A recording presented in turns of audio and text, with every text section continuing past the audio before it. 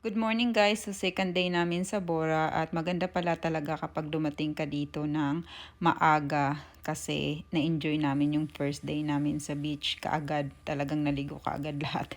So dati kasi guys ay laging hapon kami dumadating dito. So parang yung first day ay we spend it like sa airport tsaka traveling. So ayan, in the morning gustong gusto nilang maglakad dito lalo na si Tad. Parang umulan kagabi.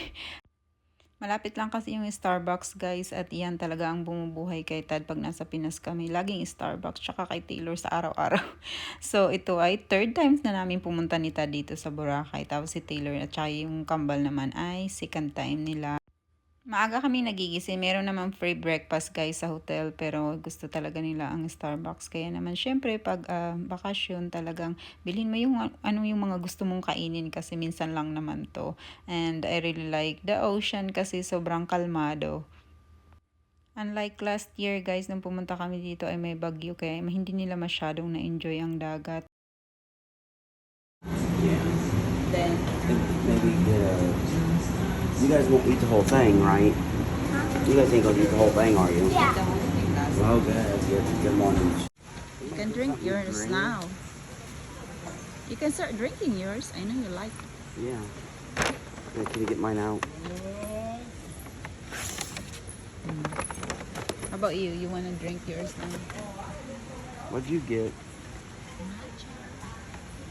Yeah. Beach. Beach day. The only hopping I'm gonna do on these islands is hopping from there to the sand with my big butt down in it. Let's go put our stuff right now.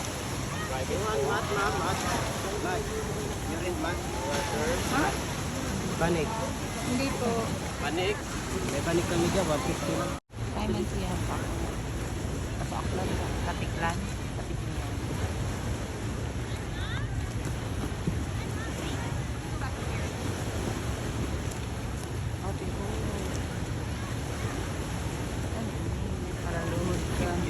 I'm trying to give service to send these to Grandma, but look. That's cute. Look how cute they are. Their little smiles. Go. Oh my gosh. You look so white. And this is the tannest I've been in probably 8 years. Masaya na si Taylor at maitim na daw I siya. actually do need to put sunscreen on my back. You don't. Where's your yaya? Yaya? Put Yeah, but sunscreen. yeah, but you do it the best because you're a mom and you know. You know, aw, boo-hoo. That's what comes with the territory.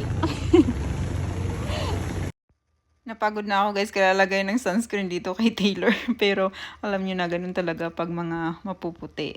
Talagang kailangan nila ng sunscreen kasi sobrang hirap kapag nagka-sunburn ka. So ang dami palang nagtatanong dun sa Facebook bakit iisa lang ang suot na swimsuit ni Taylor this whole vacation.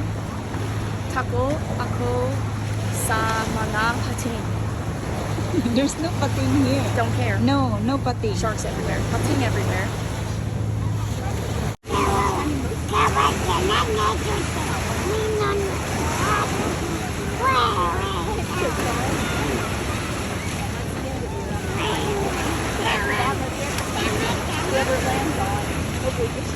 Don't throw it. Hey, no, don't throw that. Hey, don't do it.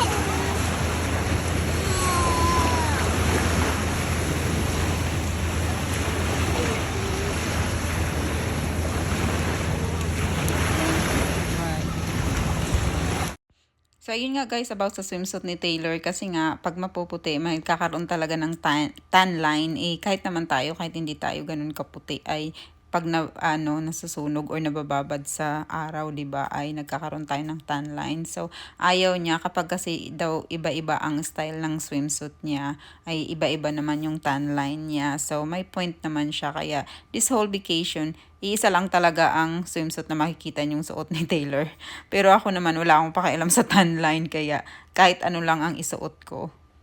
Dahil nga guys, wala sa plano itong pagpunta namin sa Boracay this year. Kaya naman sabi ko sa kanila magtipid sila. Sabi ko laging mag-Jollibee lang tayo pag lunch tapos sa dinner na lang tayo gumastos ng malaki sa pagkain, di ba? So, ayan. At nag-i-enjoy din naman sila sa Jollibee. Lalo na yung Kambalit. Dito laging gustong pumunta. Katabi lang din kasi ito ng hotel guys, ayaw na namin maglakad ng malayo. Pagising sa umaga, kakain, tapos magbababad na sa tubig, maliligo na sila, tapos kakain lang ng tanghalian. After nyan, babalik na ulit sa dagat. So talagang ganito yung gusto nila, maglaro lang talaga doon sa dagat. Ayaw nila ng mga parang land tour kasi ang daming nag-o-offer sa amin ng iba't ibang activities. Ayaw talaga nila. Siguro pag malaki na yung kambal, pag kaya na nila yung mga ibang activities dito. Pero sa ngayon, si Tad at si Taylor, ang gusto lang talaga nila ay magbabad sa tubig.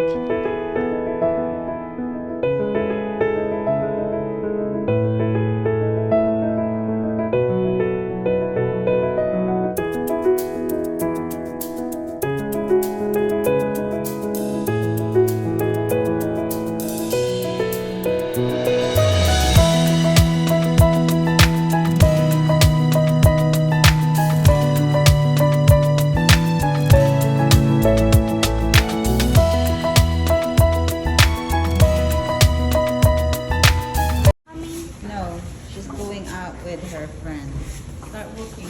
Where's Tina Ann? She's going out with her friends. Where is Boys, you are my friends. Mommy, where is Tina Ann? She's In the still bathroom, there. baby. She's going out with her friend, okay? We're gonna get some dinner. Downstairs? No, not there. We're gonna walk around and find somewhere to eat. Okay.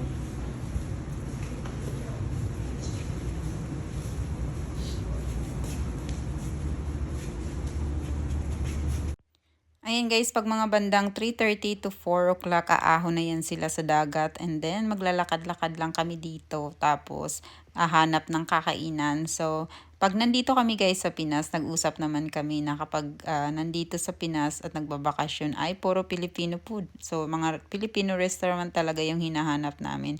Kasi nga, nandito kami sa Pinas, so bakit kakain ng American food? Pero okay lang naman sa kanila. Hindi naman yan nagre-reklamo. So yun guys, pagkatapos namin kumain, lagi namin ginagawa ay maglakad-lakad sa labas. Nagtitingin-tingin din kami ng mga hotel na magaganda para next time alam namin kung saan namin gustong magstay. Nililista namin yan yung mga pangalan ng hotel na magaganda. Tapos syempre, ang dami ding stores dito. Marami kang mabibiling souvenirs. And then, yung mga pagkain. Yun talaga ang habol ko dito. So pag dito ako sa Pinas guys, lagi talaga akong may mango smoothie, mango juice, lahat mango kasi iba talaga yung lasa ng mango sa atin. At of course, ang pansit na hindi nawawala sa menu ng mga Amerikano at lumpia.